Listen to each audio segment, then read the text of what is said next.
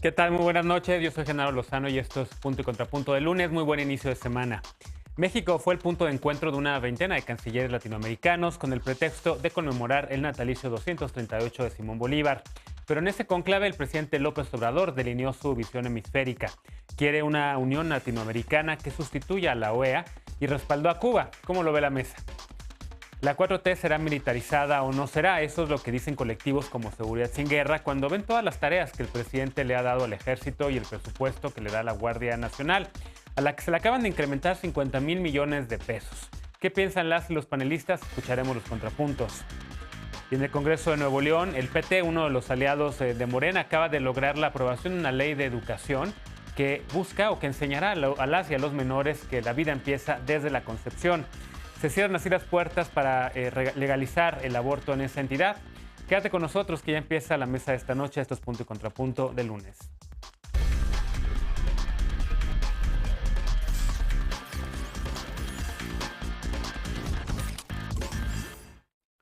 El presidente López Obrador propuso este fin de semana sustituir a la Organización de Estados Americanos, la OEA. Previo a la reunión de cancilleres de los países miembros de la Comisión de Estados Latinoamericanos del Caribe, de la CELAC, y en el entorno del reforzamiento de sanciones de Estados Unidos a Cuba, el presidente propuso construir un nuevo organismo regional verdaderamente autónomo, según dijo, y no lacayo de nadie. Veamos el contexto.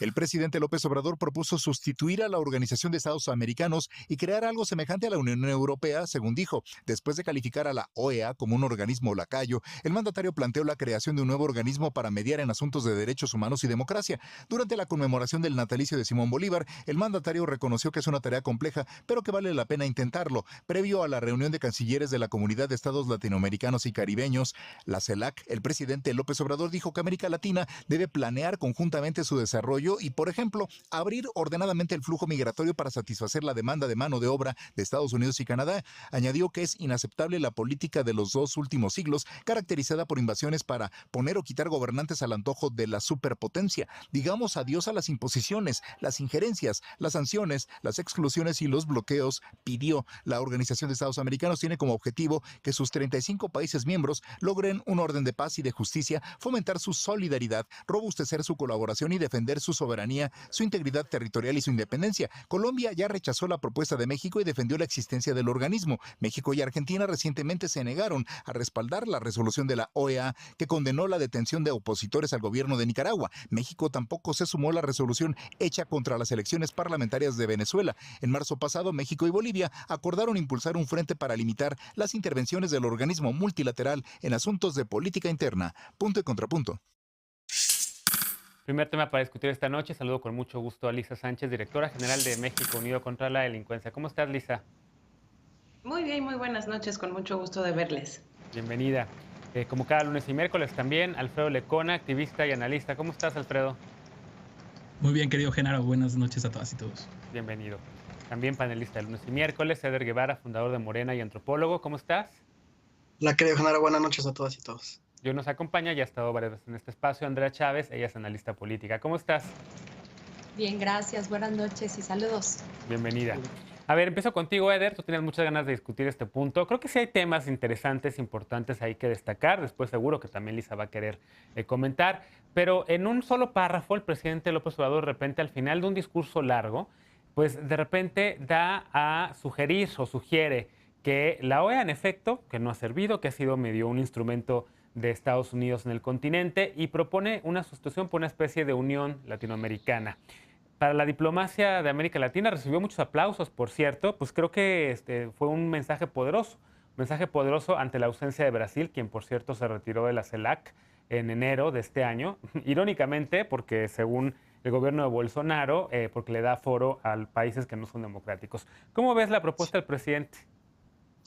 A mí me parece que es una propuesta que y es de la tradición bolivariana, de lograr generar un proceso de unidad en la región, América Latina y el Caribe, pero a diferencia de otras propuestas que vienen de esta misma tradición, lo innovador de la postura del presidente López Obrador es que no lo hace desde un discurso de confrontación con Estados Unidos.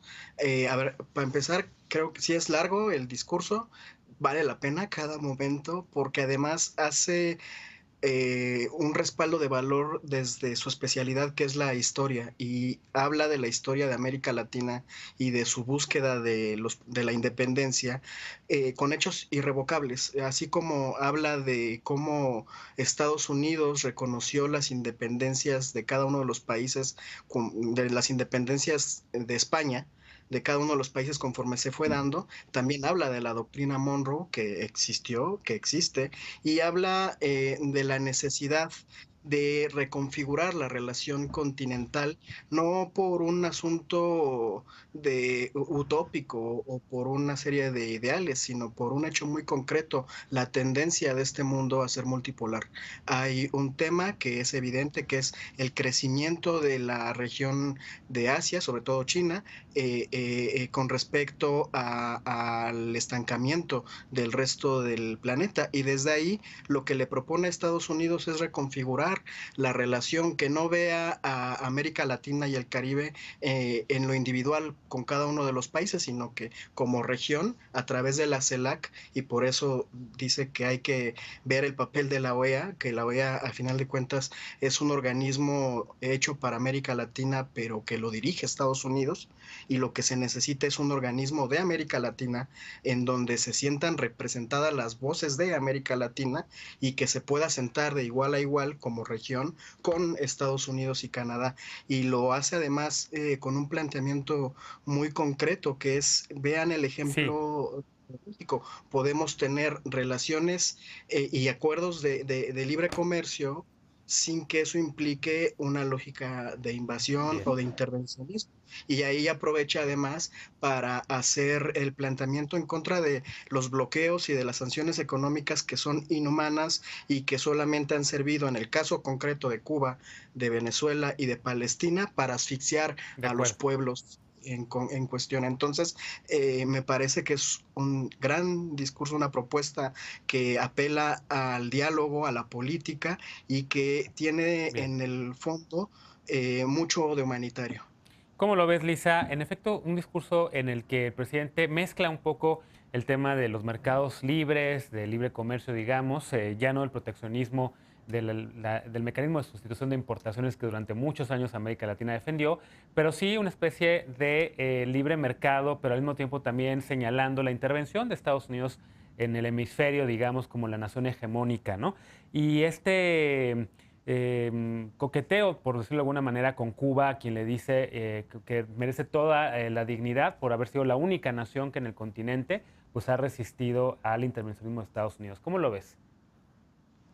Me parece que es sumamente interesante porque trae a la mesa muchos temas, como tú bien estabas introduciendo y como mencionaba Eder. Por una parte, trae la reflexión de qué ha sido la integración en términos económicos, en términos políticos, en términos de diálogo entre naciones en América Latina y el Caribe, que ha sido muy fragmentada. Tú eres internacionalista como yo y lo sabes. Por un lado está el Mercosur, que es una cosa mucho más económica, pero por el otro lado está UNASUR, que tenía una pretensión de ser también un lugar, una mesa común de diálogo en temas sociales también, no solo en temas económicos, y que en algún momento pues incluso quiso impulsar temas de discusión más bien de corte político.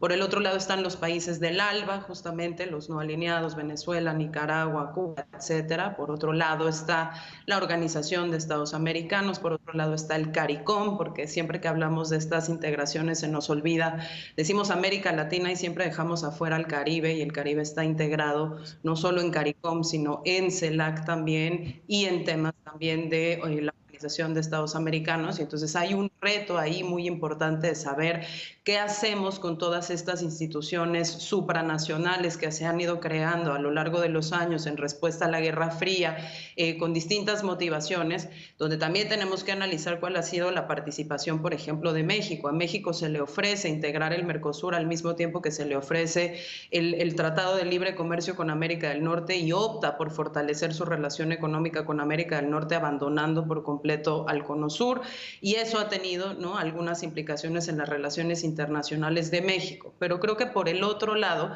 lo que abre también es la posibilidad de criticar qué tanto se ha logrado desde todos estos espacios, porque si bien el presidente decide poner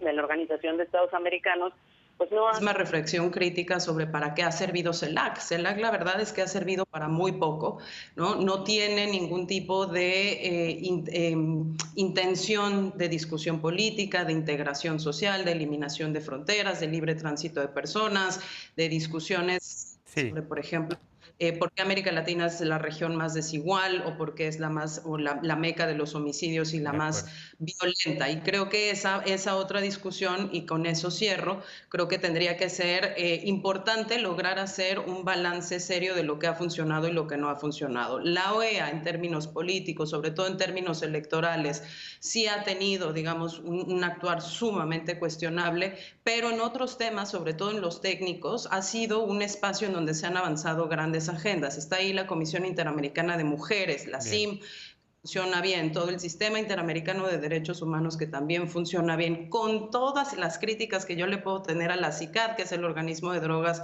para el cual trabajé. También generaron ahí observatorios nacionales sobre el tema, y no podríamos imaginar discusiones tan complejas como, por ejemplo, la de derechos humanos o la de drogas en el ámbito de CELAC, porque en el ámbito de CELAC nunca ha habido ese espíritu de negociación. Entonces creo que lo que tenemos que pensar, mi conclusión sería, es más que desaparecer la OEA, cómo si avanzamos a un tema de integración social y político en América Latina, haciendo el balance claro de cómo hemos atomizado todos nuestros esfuerzos de diálogo y cómo construimos una cosa más seria hacia adelante. Andrea y Lecona, les voy a pedir brevedad porque sus dos compañeros se emocionaron mucho con el tema, que yo pensé que no iba a dar para tanto, pero sí. Andrea, uno de los puntos que también destacan, además de lo que ya mencionan Eder y Lisa, que mencionan bastante bien, pues es el tema de lo de Cuba, y me quiero quedar ahí tantito porque no generó el ruido que por lo menos se hubiese esperado. Se pudo sentar en el mismo lugar a la delegada de Colombia junto al de Venezuela, junto al de Cuba, tres países que de otra manera, y a lo mejor en otro escenario, no se hubiesen podido haber sentado, y en la declaración sobre Cuba, pues yo escuché aplausos. Sí, yo creo que eso nos habla de un elemento de importancia que tuvo este evento, la conmemoración del natalicio, por supuesto, de Simón Bolívar. Decir que Andrés Manuel, por supuesto, ha ejercido un liderazgo amplio en América Latina que creo que han reconocido muchos países. El mensaje que dio precisamente hace un par de días, no solo con motivo de esta conmemoración, sino también las declaraciones que hace emitiendo esta propuesta para eliminar la OEA y crear un nuevo organismo que conjunte precisamente estas naciones de América Latina que no se sienten representadas por este organismo, pues habla del gran liderazgo y del gran respeto que muchos pueblos en América Latina y el Caribe le tienen a México. Por supuesto que ha sido una labor de muchas y muchos de nosotros, activistas y militantes de izquierda, denunciar el bloqueo comercial que sufre el pueblo cubano desde hace tantas décadas, y bueno, no fue excepción el discurso de Andrés Manuel al denunciarlo, digo yo, de manera tan digna, de manera tan honesta y transparente. Creo que eso es de celebrarse, y más con ese amplio consenso que se vio de parte de todos los representantes que allí se encontraban. Yo creo que en el tema de la OEA, sí decir que la crítica, digamos, no es nueva, ¿no? Desde hace muchos años se ha dicho que este organismo es como un ministerio de las colonias, que representa mucho más a los Estados Unidos y a las naciones, digamos, con mucha presencia económica en el mundo, olvidando un poco a aquellas más minoritarias en América Latina. Por supuesto, no olvidamos el silencio que Almagro, el secretario general de este organismo, tuvo con la brutal represión que vivió sufrió el pueblo colombiano hace poco. No olvidamos, por supuesto, el silencio que hubo en la brutal represión que sufrió también el pueblo boliviano después de una intervención, de una injerencia clara, explícita de la OEA en el país de Bolivia, que después vendría a derivar en un golpe de Estado. Yo creo que de parte de la OEA habría que rescatar mucho de este organismo. Por supuesto, ya lo mencionaba Lisa, la Corte Interamericana de Derechos Humanos ha servido para denunciar muchas de las violaciones de derechos humanos que hemos vivido aquí en el Estado mexicano y en otras naciones, pero también es cierto que cuando una institución supranacional de muchas naciones ya no se siente representada por la misma, pues es necesario volverse a organizar y convocar a las naciones para crear una nueva. Lecona, te pido también brevedad, por favor, porque de verdad ya nos queda 1 minuto de bloque, pero te voy a dar 1 y medio. Pues muchas gracias.